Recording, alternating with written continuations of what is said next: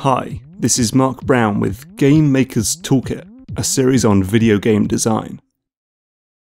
Games with user-generated content can be great stepping stones for wannabe designers. Games like Little Big Planet, simple level-making engines like Duke Nukem 3D's Build, the track editor in Trials, and modding tools for Skyrim let you try your hand at design without having to learn Unity or Xcode or something like that.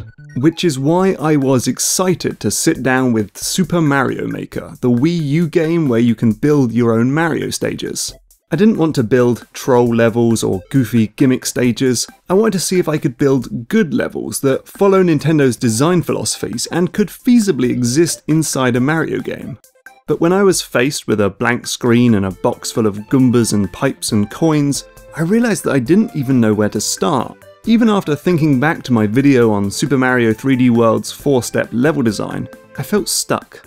Luckily, the other advantage to these level editors is that they come with a wealth of content to look at for ideas and best practices, aka the game itself, or in the case of Super Mario Maker, 4 games. Super Mario Bros., Super Mario Bros. 3, Super Mario World, and New Super Mario Bros. U.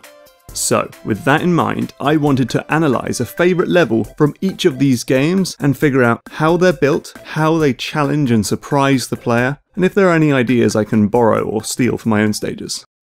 Let's start with New Super Mario Bros. U and the level Seesaw Bridge, which is in the Soda Jungle. The first thing we see in this level is actually kind of weird. There's a wiggler on these blocks, and it isn't exactly a threat. All you can really do is kill it. An easy win before a slightly tricky level, perhaps? We're then introduced to the stage's main mechanic, these bridges that automatically seesaw up and down. We get a feel for them, but we're in no real danger. The tip never even goes underwater, so Mario is safe wherever he stands, and only has to make a small jump to get on. We get a power-up box and now a bigger jump between 2 seesaws. The arc of the coins shows us the optimum time to jump off the bridge. The Koopa Trooper isn't so much a danger here, it's the setup for a fun moment. Mario veterans will want to lob his shell at the other Koopa, and thanks to the layout of the level, this will take out 3 wigglers. Before we move on, you might have noticed a not-so-secret pipe. This takes us to an area with the game's optional pickup, a big coin. It's a really hard challenge using mechanics we haven't come across yet, designed specifically for veterans. Anyway, back up top, we see the basic seesaw mechanic has now become more challenging. There's a bigger gap to jump, the platform now dips into the poisonous water, and we see our first interceptor. These are enemies that periodically appear between platforms to make you consider timing as well as jumping and landing. We get another jump with another interceptor, this time with wigglers on the platform, so you'll have to bounce off their backs to proceed. It adds a slight wrinkle to the basic jump. Now the challenge is really starting to ramp up. These bridges have only one pivot point, so they spin in a full 360. Plus, their spins are out of sync, so you can't just wait for them to line up, and we'll have to inevitably do some tricky jumping to stay alive. That block is interesting. Mario games are always asking you to make tricky decisions. You can wimp out and ignore the block, or you can risk everything to get a 1-up mushroom. It's optional though, so players get to choose. This section looks quite intimidating, but is actually another setup for a power trip. Mario games, at the end of the day, want you to have fun, and this sort of moment is just there to make you smile. It's really hard to mess up too, as the placement of the Koopa and the Wiggler will make almost every player throw a shell to the right. These red rings cause time-sensitive coins to appear. This is important because playing Mario at a high speed is really fun and exhilarating, but it often makes more sense to play it slow and move slowly. These brief spurts of speed add short moments of speedrunning flair to the game. Imagine how different and how boring this section would be if you waited patiently for each spiky ball to fall before jumping. Next up, a mutation on the spinning bridge. This time it's so long that you can't hope to jump to the other side mid-rotation, but a cheeky ring of coins will encourage some players to make a dumb decision. Part of ramping up the challenge is increasing the distance between safe zones. On this image, the red areas are where Mario can fall in the water, and the green areas are safe. As the level goes on, there are longer and longer periods where Mario has to think fast and react on the spot without being able to relax. So here, you can't even see the next safe spot. You'll just have to go for it and react to whatever the level throws at you. Complete all this and you'll get a reward, an easy 3 Koopa kill. And now the final challenge, a whole bunch of different spinning bridges. There's a mutation we haven't seen before and a long distance until the next safe space. And we finish with an echo to the beginning, a wiggler that is no threat to us, but we can't help but kill him. Oh yeah, Mario time! There are loads of great moments in Super Mario Bros. 3, but one level really stuck out for me during this playthrough. It was a level that trolled me, that played a joke on me. It's stage 4-6, which is in the game's iconic Giant Land. We actually get a reminder of that new Super Mario Bros. U level here. There's a Koopa who can't actually hurt you, but you'll probably kill it anyway because you're a terrible monster. This is more of a gimmick level than anything. You can switch between the giant enemies and the normal sized enemies by going in these magic doors. It doesn't change much, but it does give the player an interesting choice, and it's a clever idea overall. Now, here's where the joke happens. You bound over this Koopa and end up flying into this wall, which spits out a Starman. If you've never played a Mario game, this thing makes you invincible for a short time and lets you instantly defeat any enemy you touch. Once you get it, you start to kill enemies like this Goomba, and then while you're on your murderous rampage, you decide to kill this Koopa too. But as you try to escape, an invisible block appears over your head, and then another, and then another. The third one spits out a 1-up mushroom, but you probably won't get it, and also your Starman has run out before you get to easily dispatch a pair of Koopa. It's a moment of surprise, it's a joke between the developer and the player, definitely a memorable moment. The rest of the level is pretty typical, some jumping puzzles and a reminder that while Koopas aren't a particularly tough enemy to dispatch, their predictable patrol pattern can add a slight element of timing to a simple jumping section like this.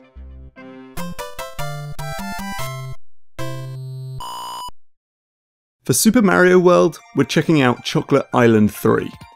The mechanic in this level is actually a more challenging version of one seen much earlier in the game in Donut Plains 3. This time around, the rotating platform only has one arm.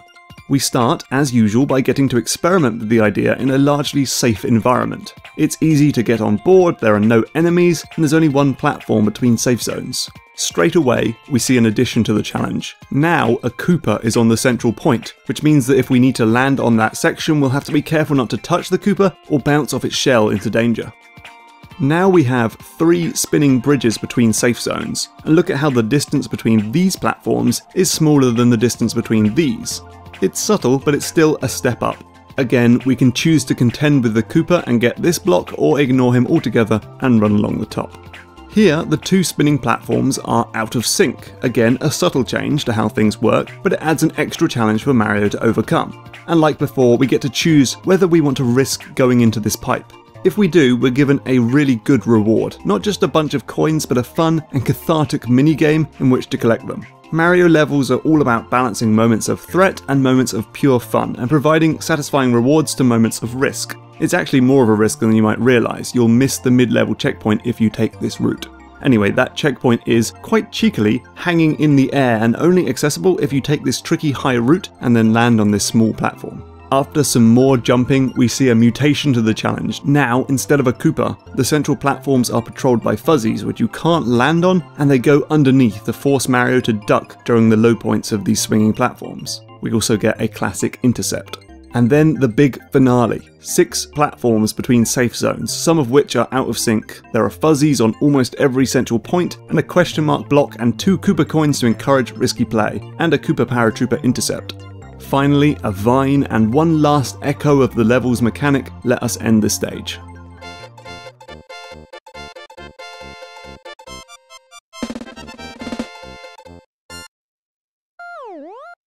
Finally, Super Mario Bros. These stages are often a little more simple as Nintendo was finding its feet, and this being the first game, every challenge and enemy would be exciting to players in a way that, say, piranha plants just aren't anymore. But there's still plenty to learn, and not just from stage 1-1, which may be the most analysed level in any video game ever. Instead, I want to show you something I love and something I don't in stage 8-2.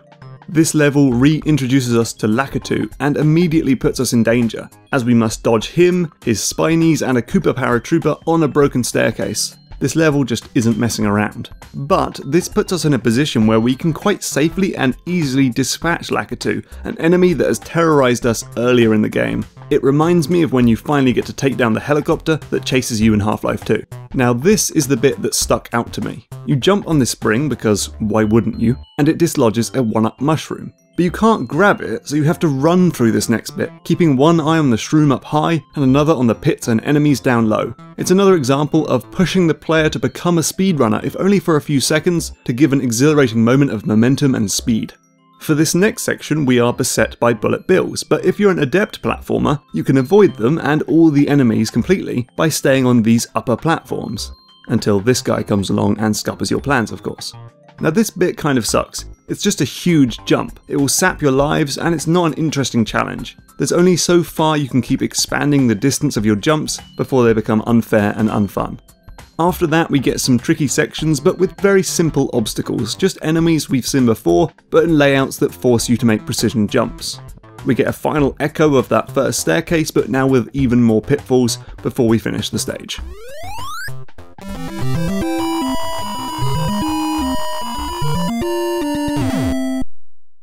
So, while I start work on my first Mario Maker stage, let's recap what we found out. A typical Mario level will only have 1 or 2 ideas and then iterate upon them to make it increasingly challenging. That might involve bumping up the gap between jumps or making the timing harder to follow. That might mean increasing the distance between safe zones or placing enemies either as interceptors between jumps or as obstacles on the path. It could involve changing the mechanic completely to make it more complex or take away safety nets. We can use coins to lure the player through the level and optional rewards to encourage risky play. We can use time-sensitive events to make a player want to go fast if only for a moment, and we can offer moments of fun and catharsis either as a reward or as a palate cleanser between moments of challenge. And here's what I've got. Now, perhaps the biggest limitation of Mario Maker is that you can't exactly make your own level gimmick. You're limited to what's available in the toolbox. So platforms on tracks aren't exactly new, but I'm going to try and find some fresh ways of iterating on that basic premise. At the start of the level, we get to see how these things work and play with it in a safe area. If we fall, a safety net lets us get up and try again. We then get a mushroom and a hint of what's to come. Our first iteration is having to jump between 2 platforms while dealing with an intercepting Koopa paratrooper. Then there's this bit where a Goomba bounces off a music block, which to be honest is a bit rubbish, but it happened by accident and I liked it enough to keep it in. Next, there are 3 moving platforms, and here you get a choice. Are you going to take the easy route and keep moving, or are you going to take the risky option up through these spikes? If you do, you'll have a small gauntlet to face. Bullet bills, dropping donut platforms and spikes. Then a 1-up mushroom chase that I stole wholesale from Super Mario Bros., but with spikes to keep it in tune with the rest of the stage. If you're quick, you'll get the 1-up. If you're not, then it will fall into these spikes. Either way, this door takes you back to the level. I put it in the sky as a little homage to Super Mario Bros. 2 because I felt sorry for it being left out of Mario Maker. Anyway, back down here we have a Koopa on a small platform to deal with. By the way, I chose to use these mushroom platforms because while they act exactly like standard ground, I think they feel less safe. I might be reaching with that one. Next we have to deal with these flamethrowers. I deliberately put a piece of track going down here so you'd have more time to see how the flamethrowers work. Then you'll have to deal with them. You can escape up here, which puts you out of harm's way, but you'll never know what was in that question mark box. It was a feather. We get a safe zone and, oh my god, I didn't foresee this happening. But I like it, and I love how it has a random low chance of happening, so that definitely stays. The next bit sets the scene and is a warning, but it can't actually hurt you unless you jump. But the next version of this, which you can see from this platform, can. You'll get a chance to figure out what to do while you ride up here, then you get a moment of catharsis before the challenge. Now the solution here, of course, is to use the musical note to jump over the blade, but timing this with the platform is a little tricky. I kind of troll you with these unattainable coins, but the real reward is getting to kick this shell down these steps to kill a bunch of spinies and earn a handful of 1-ups. The saw blade in the wall is an echo to the start of the level, kind of like a bookend, and then we get our final choice. Ride the easy platform over to the exit goal, or take this terrifying saw blade ride up here so we can get an extra life. Phew, so there we have it, my first ever Mario Maker level, and I'm pleased with it. It's not perfect, it's a little easy perhaps, the musical note jump could be harder, and the one-up chase is actually pretty hard to mess up. Bullet bills are slow, it turns out. But in general, I think it's a pretty good first attempt, and it mostly adheres to the principles I discovered in my analysis.